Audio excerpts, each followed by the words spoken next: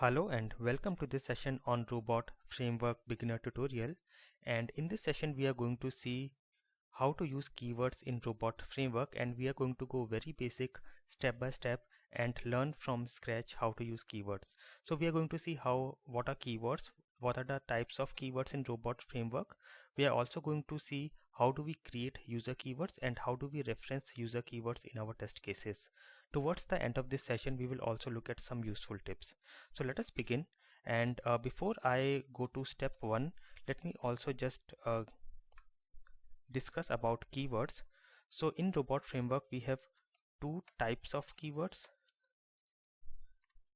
We have library keywords and we have user keywords. So keywords are the actions that we perform on any of our test cases.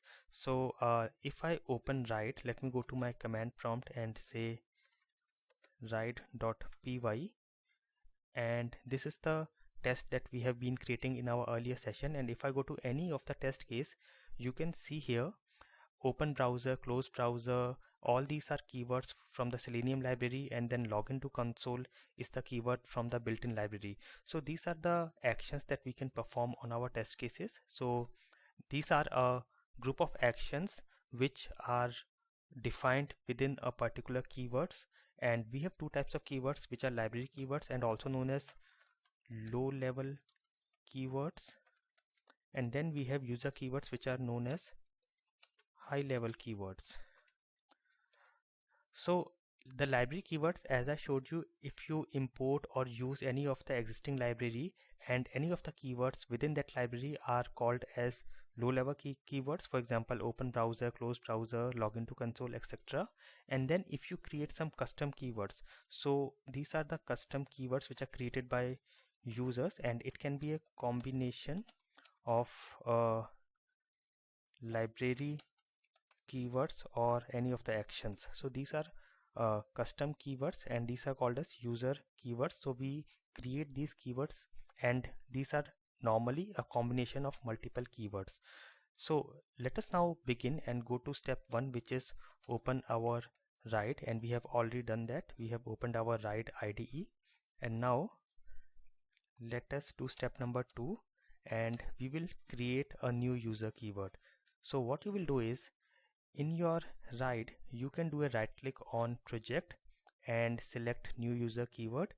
The shortcut is Ctrl plus Shift plus K on your keyboard. You can also go to test suite and again do a right click and select new user keyword. So let me do this, click on new user keyword, and let me create a keyword by the name login. So what I'm going to do is, I'm going to add the actions of adding a username and the password within a custom keyword by the name login, and I will say OK. So let me write down the steps along with it. Go to, or I should say right click on project or test suite, and then you have to select new user keyword, and step 3 is create a keyword for login. So what I'm going to do is, the actions for login, which is adding the username, password, and click on the login button, I'm going to add in this keyword, which we have already done in our earlier test cases as well. So this is, we have to this is test number 2 where we learned about variables, and here we can use this input text id txt username, input password id txt password, and then the data. So let me just go to the login keyword, and here I will start creating. I will say input text and id equals txt username, and I have to enter the data admin, and here input password, and I'm pressing Ctrl plus spacebar on my keyboard so that I can get this options, and id equals txt password, and this is admin, and then click button. Let me just again check what is the ID for click button. It is btn login. So ID equals btn login. So now I have created this keyword login, and I have to now refer this keyword in a test case. So that is step number 4. Refer the keyword in a test case. So what I will do is I will go to my test suite, do a right click and create a new test case, and I will name it as test3 and OK. And here I will start with open browser. So I will say open browser. Here I have to give the URL. So I can give the URL, or I can also use the variables as we have seen in our last session.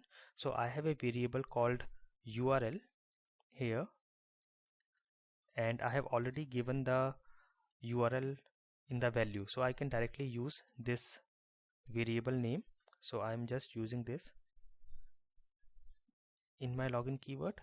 In my test case I will say this is the URL, and I have to open it in a Chrome browser.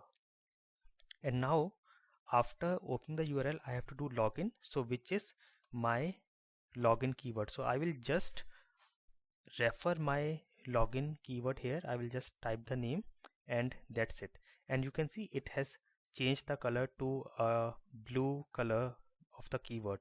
So that means it is now referencing the keyword. Just in case if I make a spelling mistake, you can see it is now not changing. So I can very easily make out that the keyword is not referenced properly. So I will again make it this login, and now it is correct. Also if you click here, it takes you to that particular keyword. So this is very handy. So now here it is, and now after this I will say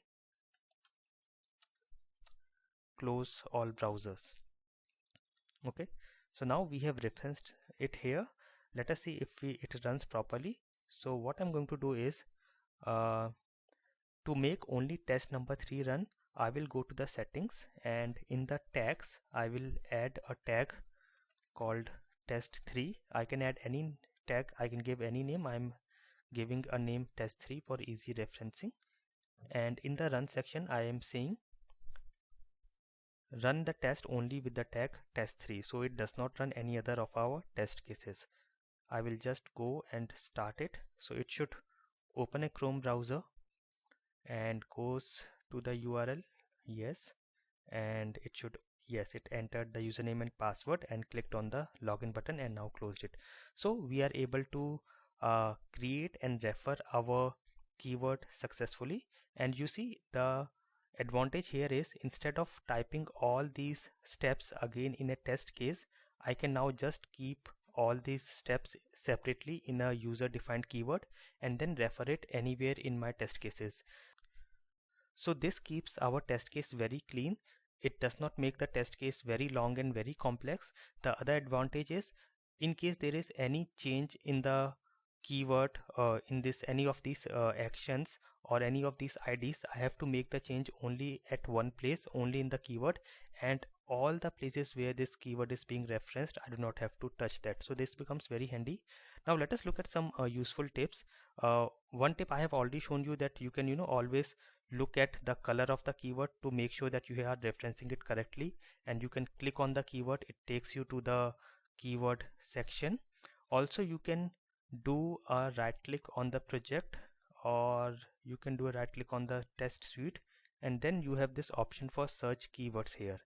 You can get this option directly from this menu. We have this search keywords icon here, and the shortcut is F5 on your keyboard, and click here, and here you get this window where you can search for any of the keywords. So for example, I say open browser, and even if I do not complete the name and click enter, it gives me all the suggestions here. So these are the keywords which are available for use in my project. And let me search for my custom created keyword, which is login, and you can see it gives us the suggestion and gives us the search result here as well. Also there is this button called find usage. So if you click this, it will show you where all you have used this particular login keyword. So I have used this in test number 3 in the steps, and this is the source. So this becomes very handy. Also you can filter your search by this drop down. So if you just only want only the user keywords to be given in the search results, or only the library keywords, or only for some particular library, you can do that as well. So in this session we have learned what are keywords, what are the types of keywords in robot framework, how do you create keywords, and how do you reference keywords. In the next section we will see how do you use setup and tear down in TestCase and test suite. I hope this session was useful for you. Thank you for watching.